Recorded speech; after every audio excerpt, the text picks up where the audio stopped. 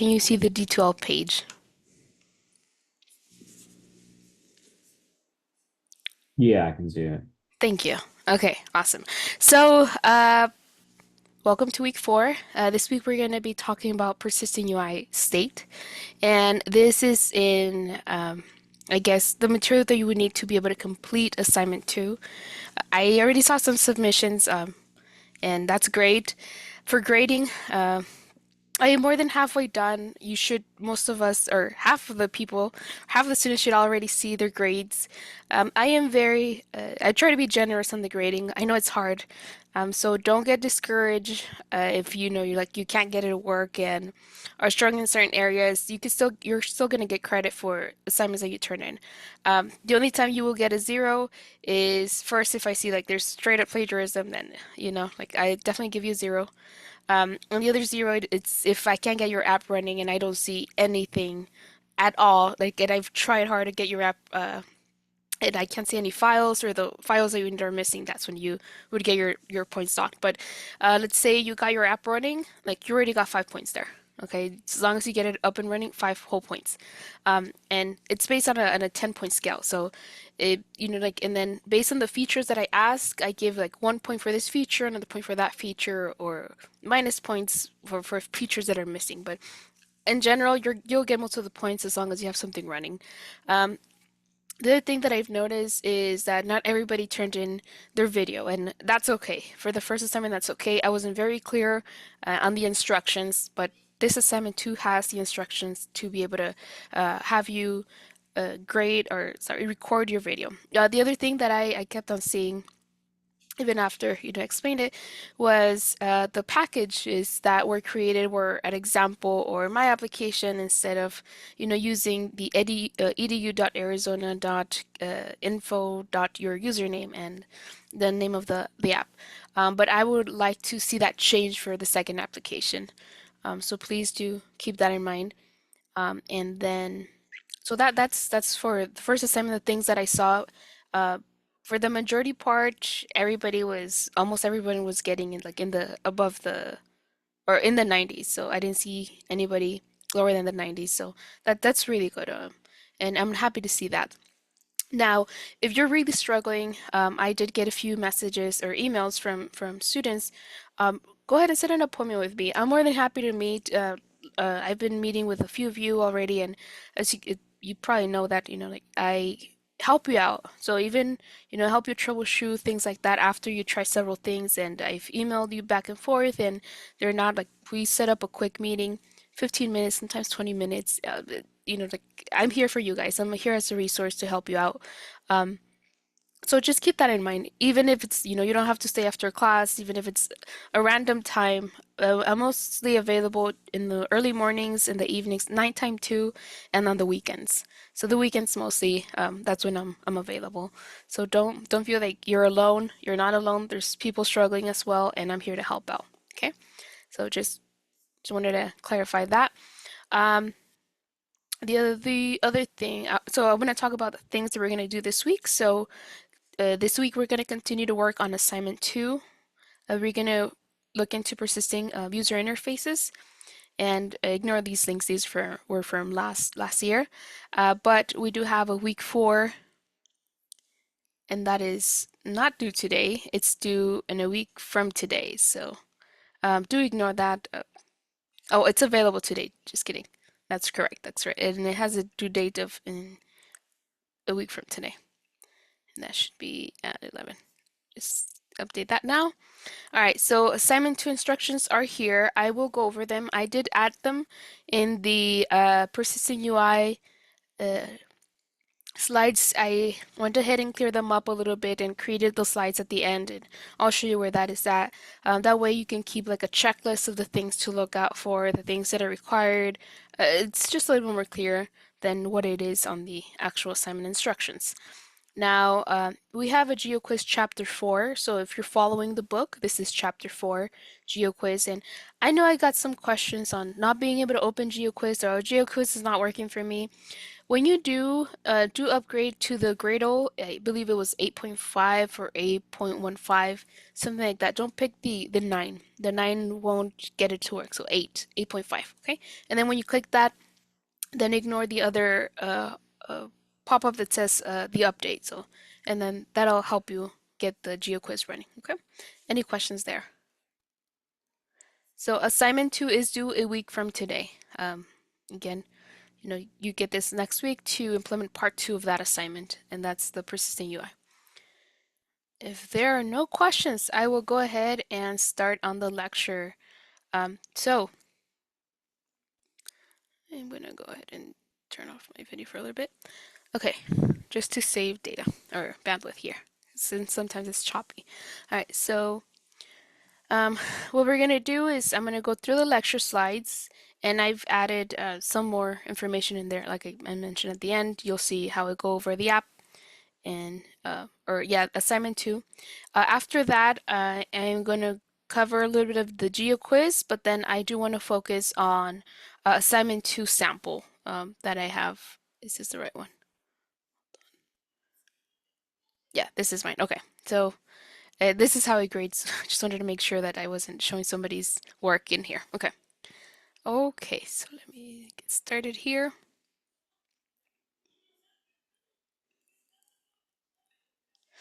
So this is APC 381, and we're going to be talking about persisting user interfaces state. So the goals are to store an app user interface data in the view model, save instance activity data when the app configurations change, and save instance activity data on the process death. Okay, so last week we looked at the activity lifecycle methods, and these methods were pretty much the lifecycle of the activity, right? When the activity didn't exist at all, so no application existed at all, then when we opened the application, it created the onCreate state or method, which sent it to the stop and then automatically made it to the onStart. So this right here we don't really see, but those are the steps that it follows, and it's working on files in the background to get to the onStart. Okay, and then the onStart is pause. So this one, when you're in the onStart, this little area here, the dotted area, I guess the second rectangle here, this is the visible lifetime of the app. So this is, when you have your app. And it could be paused or resumed. Resume is when you're interacting with the app, and pause is just when it's open there, but there's no real interaction. So, and you use these methods to start and resume, pause, and stop. But you don't call these methods. These methods are done automatically by the app. So the only one that you really care about is the onCreate. And this onCreate tells you what to bring up. Okay. And then on destroy you could, but all these part of the lifecycle methods, they're already done by the app, by the things that you're clicking, the activity itself, the app itself opening up, and things like that. And we saw these, right? We saw them when we were looking at the logcat. We saw the things or the methods that for the lifecycle that were showing up. Now, so now we're gonna look at including the view model as dependency. So that was the lifecycle. Now we're gonna look into the view model, and this is a class, right? And this view model class comes from an Android Jetpack library called the lifecycle extensions. And this Jetpack library, and I'll talk a little bit more about the Jetpack library in the future. For right now, just know that there's this Android thing called the Jetpack library, and it has a library of lifecycle extensions and other extensions that allow you to bring features that you can program for your Android application. So to use a class in an app project, we need to include the library in the project's list of dependencies. So where do the dependencies live? They live in the build.gradle file, okay? And I know, again, right, I know people were already having issues with the Gradle, though we're not in the middle. In the future, in a future assignment, you might have issues with the Gradle. So, one of the things is if you're operating a different version of Android, and let's say I share my code with you, and you try to build off from that code your Gradle because of your version of your Android Studio app. Even in the feature drop, it's different. Okay, so the narwhal feature drop is different for some of you, and I saw that you guys have different versions. And how do I know this? Well, because my Gradle wasn't building right away, I had to go and change this the the library dependencies to get your apps running. Okay, so I do go, even though there's a video, I still go and check out the files. Just the video makes it easier for me to say, okay, I know it's gonna work and everything, and I know exactly, like where something might be missing. That's why videos are important. Okay. So in the project tool window in the Android, view enable expand the Gradle scripts section. And there are two build Gradle files. One is for the project as a whole, and the other one is for the app module. And so then we open the build Gradle in the app module. And I'll also show you some of the TOML files when we switch over to the Android Studio. So in there, in the app directory, there's a build.gradle. And in here, we see different libraries, plugins, and then there's a section called the Android. And then in Android, we have the dependencies. Or sorry, not inside of Android, outside of Android. Inside of Android, we would have the binding features. Okay, but in here, we have the dependencies. And this is directly coming from the textbook, so it is a little bit outdated, but pretty much you have the implementation and then the name of the library. And where do you find these? Well, you can find them in the Android developer website. And I'll just show you where to go there if anybody has any questions on how to get there. But pretty much just Google Android developer. It'll take you to the official website and it'll have the most updated dependencies. And also Android Studio itself is going to give you a message that says, hey, there are some new libraries that are up to date and yours is outdated. Do you want to update? And you can click yes or you can click no. Depending on how good you're at this, you might want to say yes, but if like you're already struggling, I wouldn't update yet. Okay, so just keep where you're at, just keep it going, and later on we'll talk more about this. Like we'll fight with this in the future projects. Okay, so this is how it looks currently with the new Android, uh, the narwhal feature drop. Okay, so we have the dependencies, and we have something called implementations, and then in parentheses we have libs.android.core.ktx, and this is the format that we're going to use. And look at here, we have an implementation, and these already come with when you are for the first time running your uh, empty view application. Like these libraries are going to be there. Okay, so you don't even notice that they're there, but they're there. Now, when it comes to the life cycle, we're going to go ahead and add this implementation libs Android life cycle.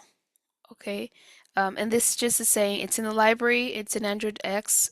It's in the library Android X life cycle. Then we're going to add the view model, and it's a Kotlin extension.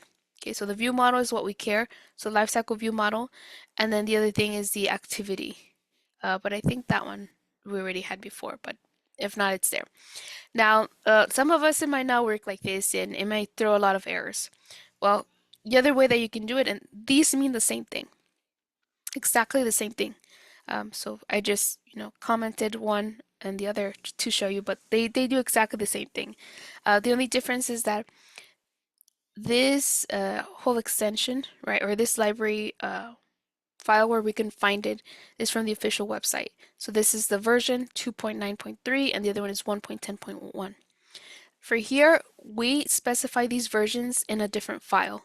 And that's a TOML file. And I'll talk about the TOML file and show you where that's at and see how we go from this version, or sorry, from this version to the other version. Okay, but they mean exactly the same thing. So if you have one or the other, but don't put both. Okay, it might throw in errors for you. All right. So then to synchronize the build Gradle, so every time you edit the Gradle, you have to go ahead and do the sync. And whenever you make an edit, Android Studio is gonna flag and says like, hey, there's some changes that you made. Do you want to sync now? So after you made all your changes, you go ahead and sync now. And you can sync every time that you make new changes. Just go ahead and sync, okay? And it's gonna take some time, not as much as, for the first time when you were opening an app, but definitely take some time, so be aware of that. So now, going into the view model. A view model is related to one particular screen, and it's a great place to put the logic involved with the formatting of the data to display that on the screen. And this is more of like uh, the official definition of the book. So a view model holds on to the model object and decorates the model. And then using a view model aggregates all the data, and the screen is it needs in one place for them as data and makes it easy to access the end results. Okay, and the view model is part of the Android X lifecycle package. What does this mean? Let's actually break it down. So what is it, right? A view model go ahead and stores and prepares the user interface data for the screen. So I'm gonna go ahead and, as the view model, I'm behaving as a view model. I'm gonna say, uh, you know what, I, so the purpose of the view model is pretty much here. I'm preparing the data and it's getting ready. I'm gonna do the calculations. I'm gonna do all the things that you need, the features, the colors, everything formatting. I'm gonna do it. And all you have to do is go ahead and call in the data. So the calculation and the formatting happens in the view model. It stores and prepares it for the data to be called out by the main activity. Okay, so in this one, we want to go ahead and change, and why do we do this, right? We want to do this because, as you saw, and I demonstrated last week, when we created one of these apps and we rotated the screen, the data was gone, right? So every time that there's an event, the data was gone. So any input that you were putting in there, it was gone, okay? And the calculation was gone. So the view model serves as a way to process, prepare, store the data so it doesn't get lost when the state, in this case, the rotation happen of the app. Okay, so view model important so that data is doesn't go away when you rotate the screen. In other words, that's all it is. Okay, view model stores the data and prepares it so that when you rotate the screen, it doesn't go away. So why it exists? So the problems that it's solving, again, keeps the data when activity fragment is recreated. Um, it uses UA logic, or it keeps UA logic out of the activities and fragments. So the activities and fragments do keep logic and do keep data, logic, right? But this logic is more of small functions, versus the view model has more of the calculations, the actual formatting, everything that you need there. And then the activity is just pulling that information and the fragments doing the same thing. But we'll talk more about fragments later on. So don't worry about fragments, just we're working with activities and now view model. And so we have the stakeholder, and this is one place for all the screen data and the formatting. So that's the things that it's solving. Okay. So what should it contain? Well, it should contain the state. So fields the screen shows. So in this case, it would be, for example, the input text that we had for the BMI, as well as the results, the calculations. That's what it should hold. The UA logic, so the formatting, the mapping to the labels and the colors, and then light business rules, for example, again, the calculation. So there's no reference to views context unless the application via Android is a view model. So no reference to views or context. So what it's not a data repository, such as a network client. We're going to use repo for that, but that's in a different lecture that we're going to cover in the future. So it's not a data repository. So don't treat it as it's going to store your data and keep it there forever. Um, so it doesn't survive the process death. So as soon as your app gets killed, in the sense that it closes, it stops working, or yeah, it stops working, then it doesn't save the data. So it won't save uh, unless you do this save state handle. But we'll talk about that in the next few slides, okay? But pretty much If you close the app, you close the process, the data is not going to be there anymore, even when you have a view model. Okay, the view model is just for specific events that, example, screen rotation or going from one screen to another. That's it. But if you kill the app, that's process death, then it's not going to save the data. So it's not a database, okay, or a data repository. So in other words, activity knows about the views, and the view models know about the data and the rules. Okay, so remember what the views are. That activity main XML file. So those are the views, right? So the activity asks the view model for results, then renders them. So again, view model does calculations, the data, the rules, and then the activity is just pulling that from the view model. And the point there is to be able to render them. So some of the common pitfalls with view models. So holding a context view inside a view model, then that will cause memory leaks. Okay, so we don't call in the view inside of the view model. And this is where you call in, for example, your button. It says I want to display this. I want to go ahead and render that activity. It should be in the activity, not inside of the view model. Okay, so don't try to display things in the view model or calling them like that. That's just simply for doing the dirty work, pretty much. So the other thing, doing long work on the main thread in the view model. For that one, we're going to be using coroutines again in the future, but that's not what it's used for. Assuming view model survives process death, it doesn't. It used the save state handle to reload. Okay, so don't assume that it's going to survive process death. So you close the app, the information is going to be gone. So mixing navigation logic into the view model. So for that, we're going to be using a UI layer and a navigator in the future. So how do we create a view model class? We talked about how we created a new file last week, and I'll show you how to do that again. But pretty much you create a class called view model. And in there, you're going to call in the colon view model to indicate that's a view model. Okay, so it's a class view model. And then from there, you're going to do pretty much the initializations, and this is just for a log, keeping a log, the tag. Remember in the cat? So if you do this, then it's going to register in the log cat what you're doing. And then you're just putting your message. I'm going to go ahead and tag it and say I'm going to initialize it, and it says view model instance has been created. Again, this is just for you to keep track of where you're at in your code. This is not necessary, the init, okay? All right, so then we have override function uncleared. So that would be one of the functions, right? To be able to clear things. So view model instance about to be destroyed. So it's calling a function called uncleared in this case. Now, when we reference the GeoQuiz, how are we going to do this? So this is the main activity .kotlin file in the GeoQuiz app. First, we're going to go ahead and import Android X activity.viewModels. Okay, so that's the first import that you're going to do. And then after that, you're able to use the view model. So after you start in the class, so class main activity, remember this is just to make sure it's compatible with previous versions. And again, this is just a tag, I'm not just, so this is just a tag for main activity.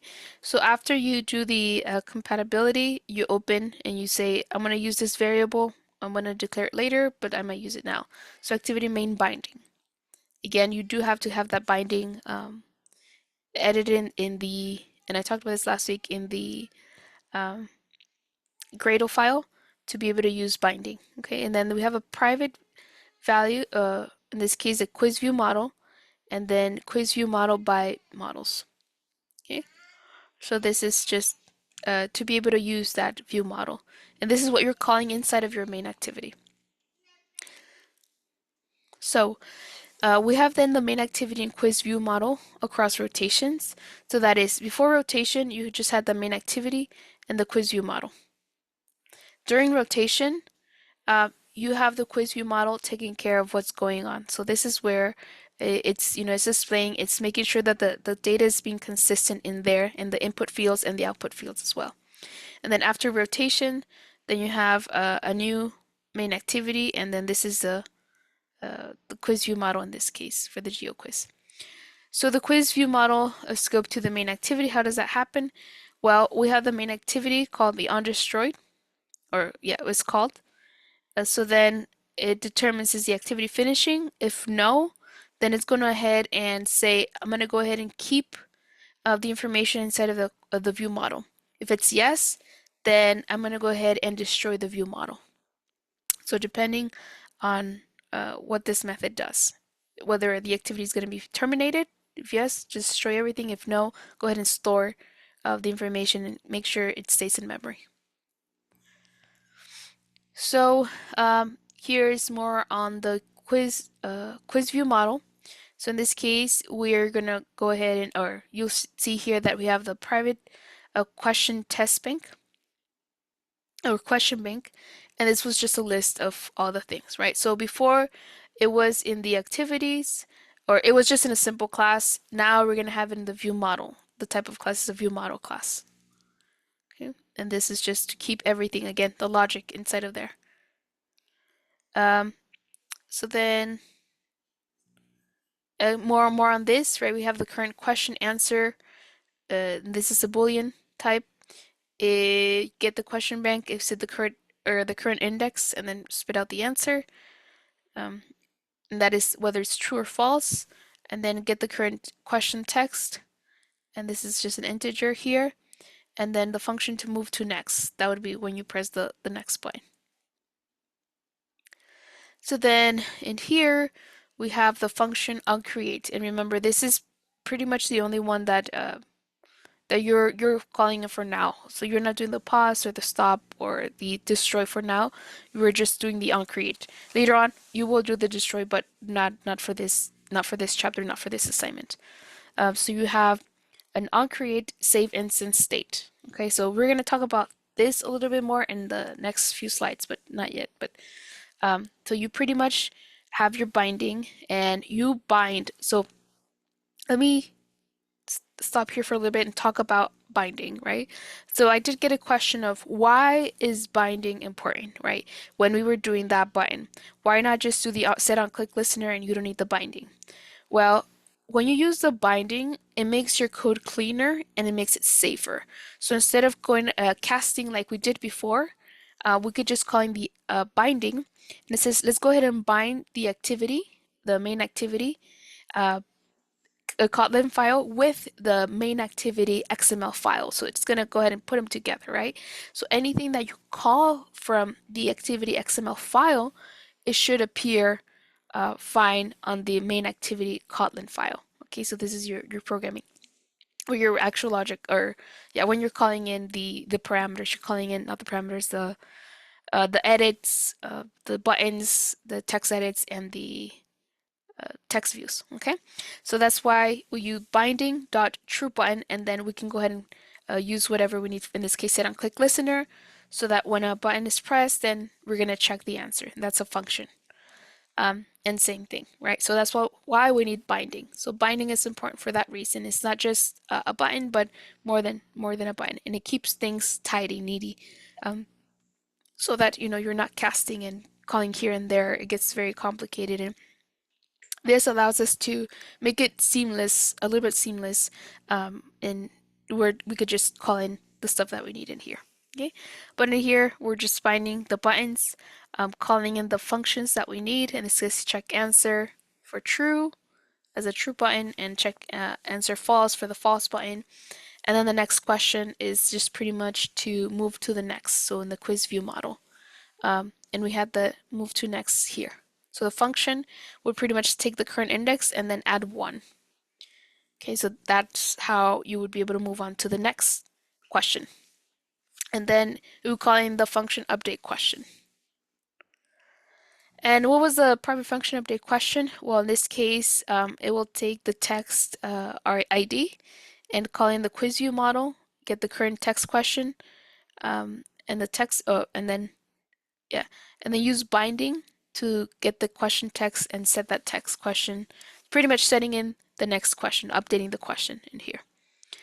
Then there is the function to check the answer. Again, look at this. We're using the view model to be able to do this. We're calling in. So remember in the view model, we had the current question text and we had the current question answer. All we're doing is we're pulling those there. Okay. And that's how we're pulling them by doing calling in the quiz view model first, and then calling in the function that we had in the quiz view model. And so then we have a message whether the answer was correct or incorrect, and that was just with the toast. Remember, toast is just a pop-up that it was showing.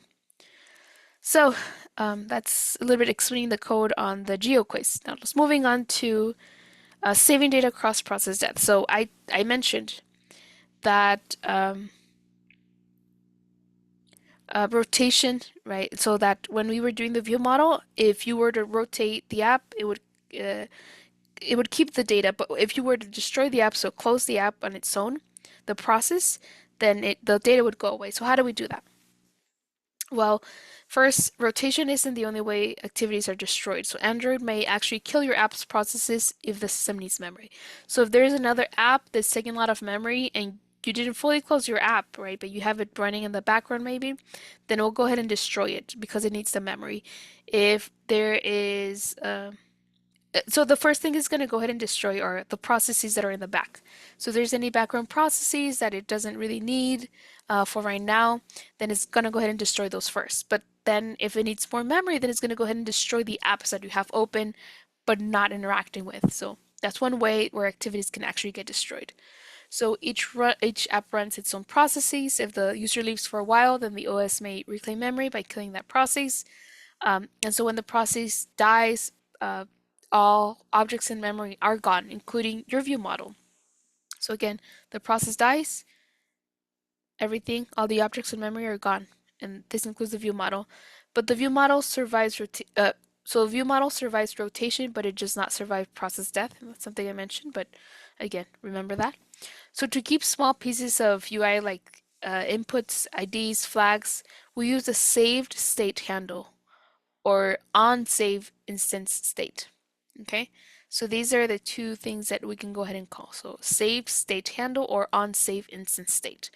And for bigger persistence data, we reloaded from the database or repository again. That's in the future. We will go ahead and do that, but in a different app. So Android manages memory by killing the whole app processes, not just individual activities.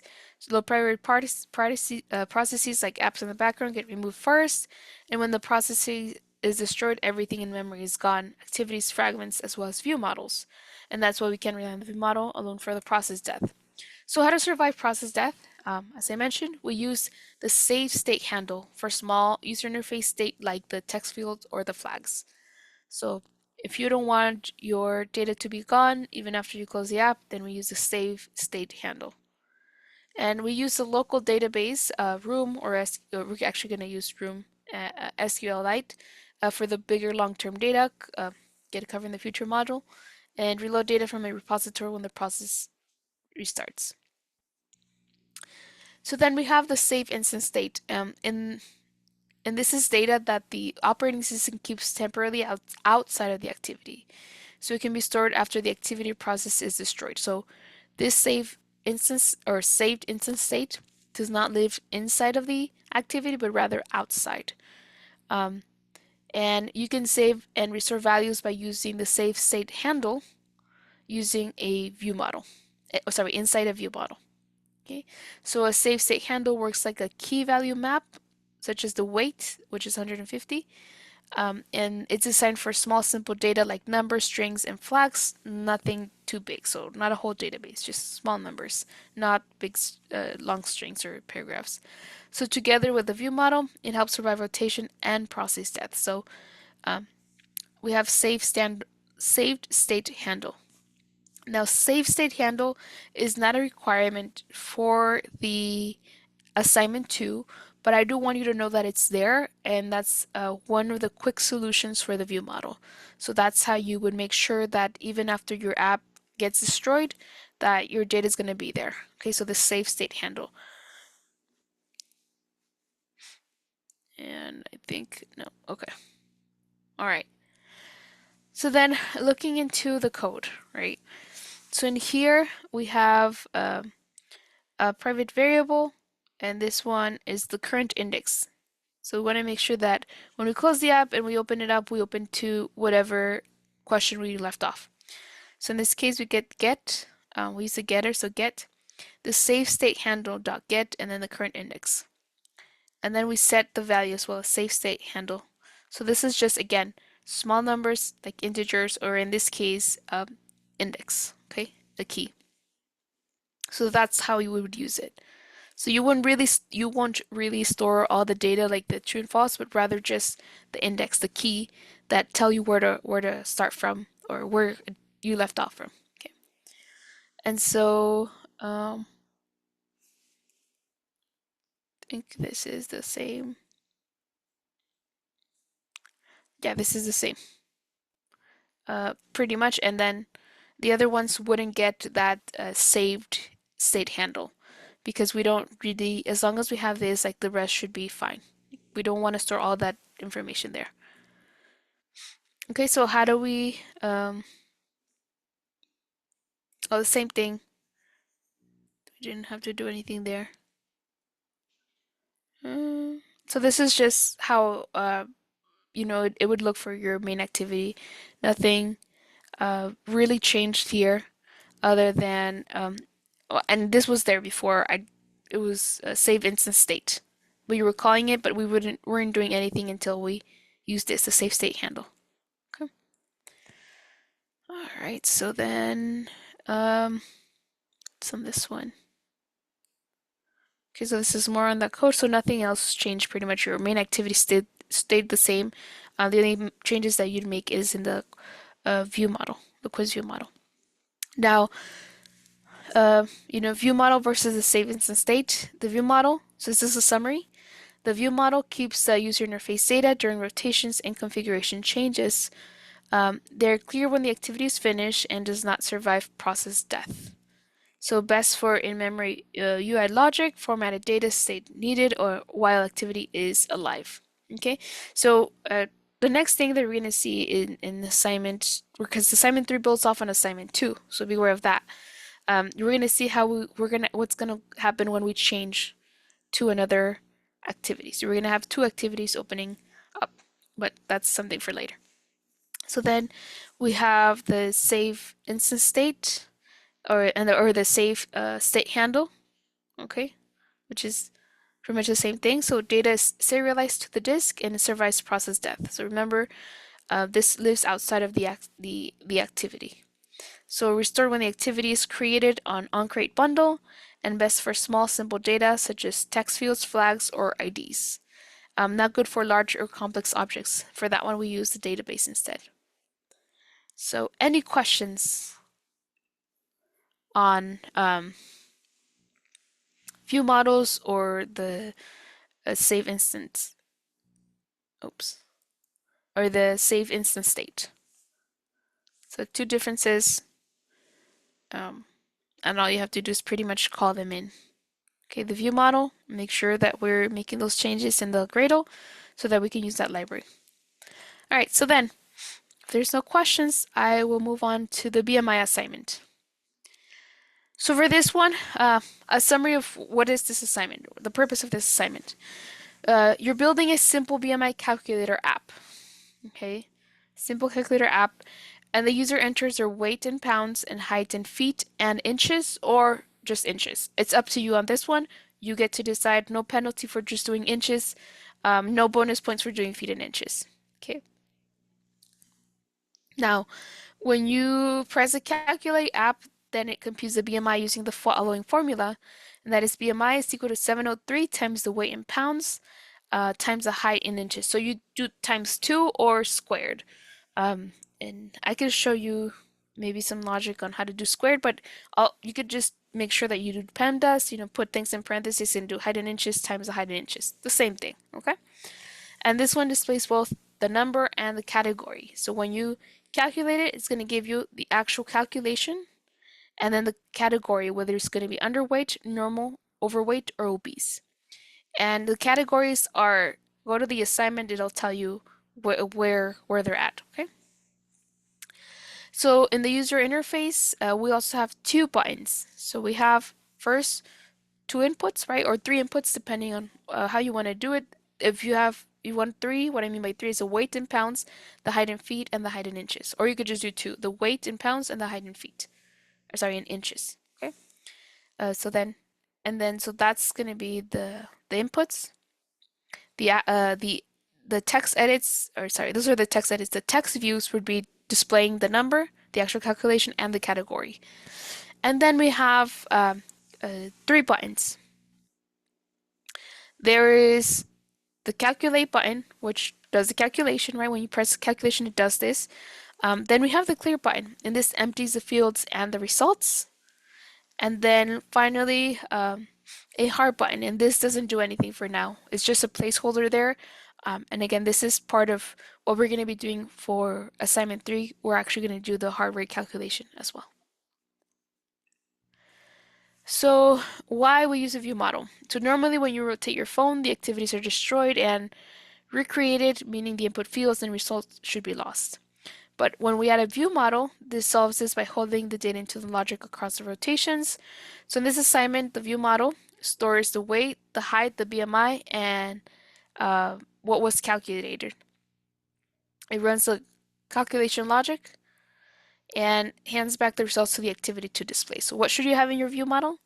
You should have a place to store the values for the weight, height, BMI, and the calculation, and then to be able to do the calculation in there. And all you have to do is call those calculations or call those results and into the activity to display. So in short, activity talks to the screen and the view model does the math and holds the data. And so and your assignment examples also show the safe state handle. So again, this is not a requirement. You're not required to have this. I encourage you to try it out. Just so that you can see. But this one allows the view model to save values even if the app's processes are killed in the background. So think of it as a backup. So view model survives rotation, but save state handle survives rotation and process death. So for this assignment, again, view model is just enough. You don't have to go into the safe state handle, but that's extra practice. I encourage you to do it. So as for the user experience, what should you see? And this is part of, like what the video requirements. So I think I did a slide for video requirements, but you enter the height and weight, and then you press calculate, and you see BMI and the category with colors, yellow for underweight or overweight, green for normal, and red for obese. And once you rotate the device, the value results should stay because of the view model. You press clear, everything resets, everything gets cleared, and then the heart rate button does nothing. And what you'll need to turn in. So a zip file of your project, and we do this by doing the file export to zip in the Android Studio, and a short video showing first entering the data, and then when you press the calculate BMI, you see the results, and they should show again the numerical value as well as the colors. Then you have to do a screen rotation in this video, okay? So, and then after you do the screen rotation, rotate back and then clear the fields to reset it. Okay, so that's the what is expected in that short video. So enter data, calculate, see the results, rotate, and then rotate back and make sure the data is preserved and then rotate back and clear the fields to reset. Okay. Any questions on what to expect on the assignment?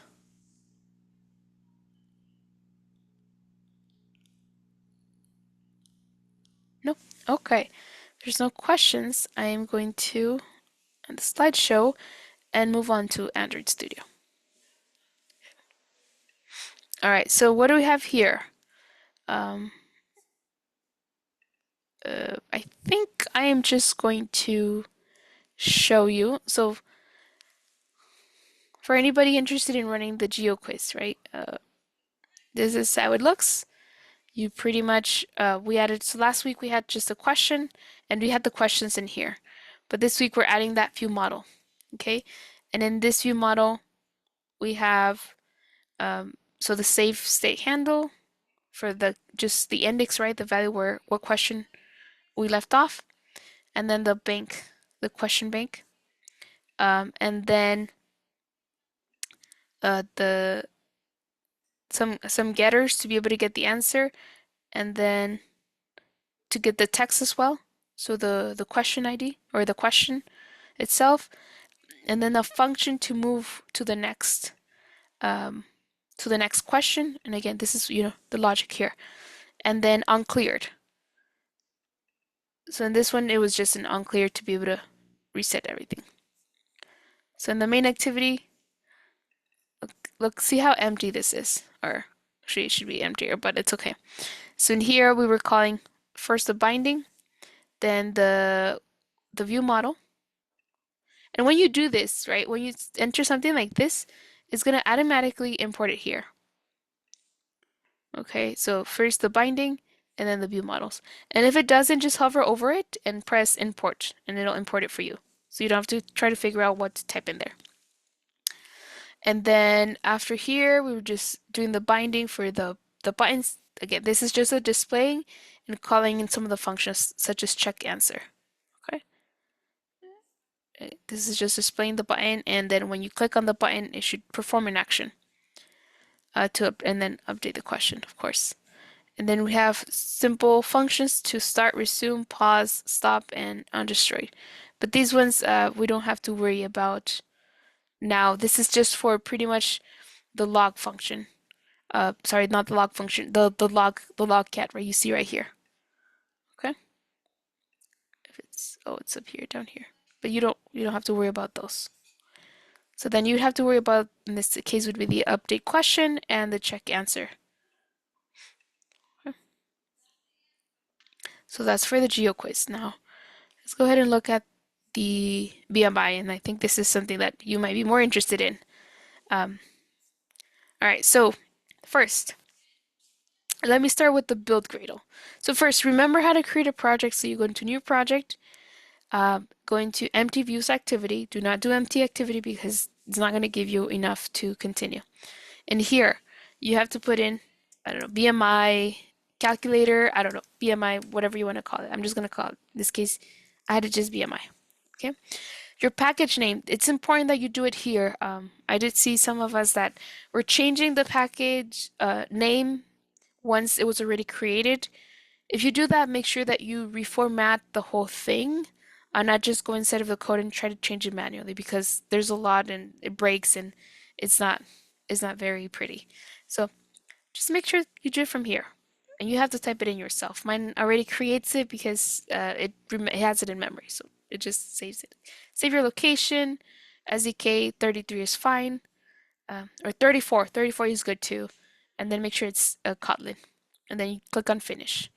Right, and it's gonna give you not all this because I already have some stuff, but after you go in there, go into the Kotlin Java, go into inside of the package, the one that doesn't have the Android test or test. You're gonna get your main activity, and in here, okay, clear it out. In here, you're gonna have your main activity class. Now notice here, right? You have your package name. In this case, I already have my binding, and I do not have, oh, and I have my view models in here. Okay, so I have this. Now, I'm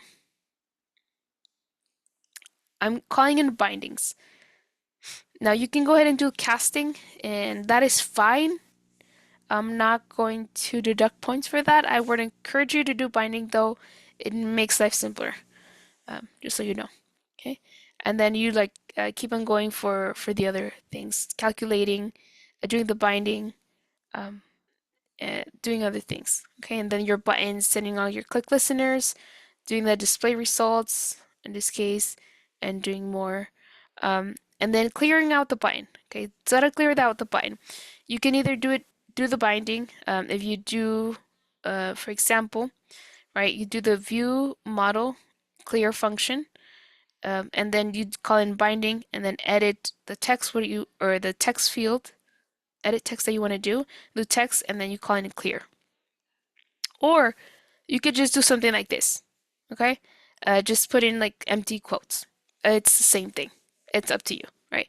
And then you have more things down there that you have to work with. Okay, but that I'm gonna let you figure that out. Now, for the the view model. Okay, there we go. It's like what's that doing there? First, again, package name is always going to be there. Then we have the life cycles. libraries, right? In this case, I have a view model and the safe state handle. The safe state handle is not required. I do encourage you to use it. I have the decimal format because it does ask you to put it in one decimal. And then I have something called a colon math to use a power. So instead of doing times or two times, I just do pow. But if you try to use, let's say, power, it's gonna uh, encourage you to import the libraries and just do import. It'll fix it out for you. Okay. But pretty much, we have a class, view model, state handle, or save state handle so it doesn't delete the data. And then you have a view model to make sure you're in this class type of view model. And then you would do something like declare the variables, then get the state of the BMI. In this case, it would be the input, whatever you input there by using the getter, and then we set the value with whatever we went ahead and picked out from the user input.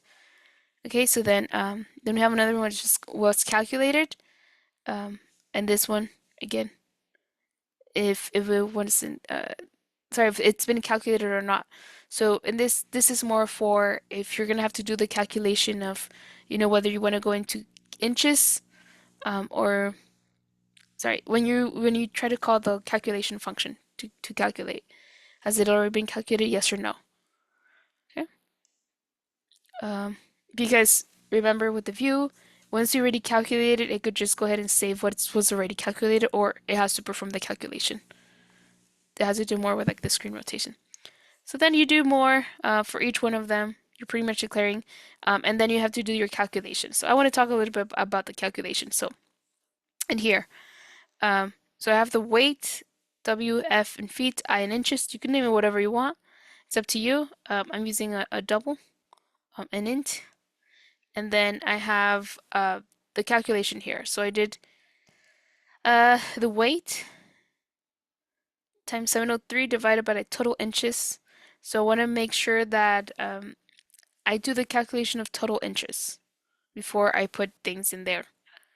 And then I did total inches and then do times, and the total inches was just the feet, right? Whatever the feet was in, times 12, and then plus the inches.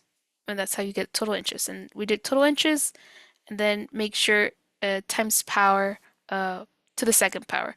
Now you could have done total inches, and then right here, times total inches. Okay, dot to double instead of this one. Okay, they're the same thing, exactly the same thing. It's up to you though. But I will go ahead and use parentheses here because of PEMDAS. Okay, now that should be correct. I'm gonna return it to how it was. Okay, all right. And then making sure that the decimal formatting is there. Again, you see how in here I'm picking out the values, right? So go ahead and I'm asking pretty much to pick out, or here I'm inputting, yeah, picking up the using the getter, getting the state, right? The information that the user's inputting there. Okay, and then after I get that information, I'm going to go ahead and do the calculation by doing BMI using that formula, and making sure that the format is in decimal format and that it's to the first, after the first decimal, so tenths place. Okay. All right. So then after that, the next thing I want to do is set up the labels, right? So this label tells us if it's 18.5 and yeah, then it's underweight, and so on. Okay. And to call in the colors. So you can do, yeah, so I'm calling here and all I'd have to do is result.color tag and then type in the name of the color that you want to put in there. When you try to do this, it's going to ask you to import a library. So in this case, hold on, color tag. Yeah, it's gonna automatically fix it for you. Okay, so then to clear the function again, this is just a function called clear to clear the whole thing. but when we were calling it in the main activity, right, the clear function, where's the clear function? Clear, right? I was just calling clear, and it would clear out everything, the inputs or whatever I had over there, and I just had to call this for the other ones that weren't there. Or, yeah, sorry, these two that were in there. The rest were in there, okay? So that's where I had to declare my clear function inside of the view model. All right, so that's that. Um, Let me go ahead and talk about the main activity XML, okay? So, so I use the linear layout. You can go ahead and use different layouts if you wanted. Just I'm not against it. It's up to you. I just like the linear layout to keep things clear, to keep things tidy and uh, put compact pretty much. But you could pick something else. You can go ahead and rearrange it however you want. But do make sure that you have the correct inputs, that you have the buttons, the calculation, and the category. And so that's just my view. Uh, Now, the other thing, right? Whatever you call here, for example, I have an ID for weight. I have to make sure, edit weight, sorry, yeah, edit weight, and then there's another edit height in feet, and then edit height in inches. Okay? Make sure that you're calling these inside of your view model and your main activity. So if you're getting red, it's because no, you're not using the right ones, but there. Now for my strings, every label that you put, do put them in here. Put them as strings. If you don't put them as strings, this is going to complain. It's going to tell you, hey, like you should put them as a string. So remember how to do that. You just call in the string and the ID of that string. In this case, it would be hint feet. So if we go into the strings, where's my hint feet? So hint feet in here. And it just says feet. Something simple. Up to you. You don't have to be exactly the way I'm doing it. Like, be creative, do your own thing, but make sure that you're doing what you're supposed to. And same with the colors, right? I have uh, different different colors that I'm not even using for some of them, but it's there, right? I have my colors, so I would put in the colors one. Now for uh, the themes, there's no action bar in this case, and I'm not gonna have you put action bar if you don't have it. If you do, great. I'm gonna talk about that maybe in the next assignment because um, I'm already running out of time. Okay, so then look into the Gradle scripts. We're gonna go ahead and click on this build Gradle.kotlin, and this is the app. Okay, not the project Gradle, but the app Gradle. So in here, I did mention, remember, inside of the Android, you should have that built features to be able to use the binding. So please make sure to have that if using binding. For the dependencies, this is what I was talking about before. Okay, so you can either type them like this out. If you don't want to mess with any other file, just type them out like this, and that's fine. However, if you want to make it look pretty, keep it standard like the other ones. It is not only pretty, it's also, like look professional, keep things straight. So where would you declare this? You will go into this TOML file, okay? Don't mess too much with the TOML file, but I have this TOML file, right? And in this TOML file, I'm declaring the libraries that I need to be able to call them. So in here, I have, for example, this one, Android X-Lifecycle View Model, Kotlin, and then I have the module, and then this module right here. And then I have the version called Lifecycle View Model, colon TX. And if you go up here, it's right here. So it's exactly the same thing, it's just that I'm organizing it inside of my TOML file library. And this one just is pretty much a place where we store all the versions of the libraries that we're going to be using. And this is where we're pulling it from. Okay, so that's where, again, Android X Lifecycle View Models. This is the name of the module. This is what it's called. And the version reference is there. But the version reference is here. Okay. All right, so And then anytime you make a change, you're gonna have to go and do the sync now. And what changes did I make over here? I did change where I went ahead and commented this and uncommented here. Should it still work? Yes, it should.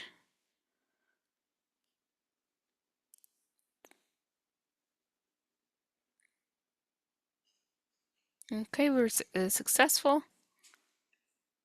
We could check the logcat. I think it should be fine.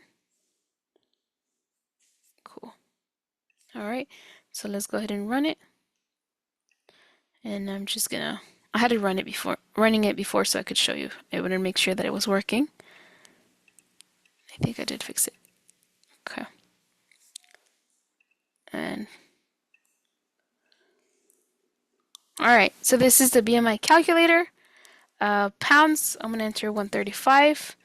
Feet, I'm gonna put 5 inches. I'm gonna put 1 inch. I'm gonna calculate. It says overweight. What if I give it 0? Or sorry, give it 3. I'm gonna calculate it. It says normal. All right, so make sure the BMI is displaying that you have normal there. So this is what I would expect you to do. Okay, so let's say for your video. So I want to put 145, 5 inches, 3. I want to pick something that's out of, not, let's pick something like underweight, 6 feet. So it should be in yellow. And let's say I want to make something 345. It's going to be obese. So all the colors should be there. Next thing you have to do is you're going to go ahead and rotate this by clicking on this rotate right button or rotate left, doesn't matter. But you see your values are there. And then I'm going to rotate back and it's still there. Everything's still there. And then the next thing that we're going to do is click on that clear button and everything should be cleared. Okay. Are there any questions?